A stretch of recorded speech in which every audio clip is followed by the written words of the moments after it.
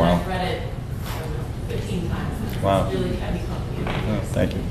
Can you talk about what your impetus was for that? You talked about it often being sort of core. Leaving Losapas? Yeah, I had 2 cousins who served in Vietnam, and I had 37 first cousins, and I was very close to them. They were more like brothers and sisters, really.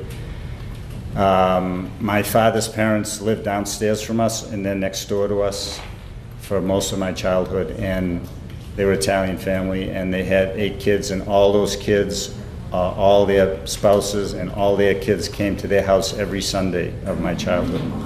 So I had like a festival every week in the backyard. And I had 2 cousins, one on that side and one on my mother's side, from an English family, who went to Vietnam. One was a Marine medevac helicopter pilot, and one was an Army infantryman, and both of them saw a tremendous amount of action and combat. And you know, I was just on the young side of the Vietnam era. I did have a draft number in the last year that they were drafting people, but it was a high number, so I didn't get drafted. But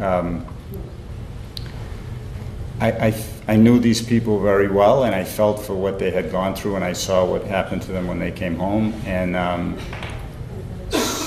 I was with a friend in Chico, California, and I happened to read a newspaper article about Vietnam veterans who had come back to America but did not want to integrate back into society.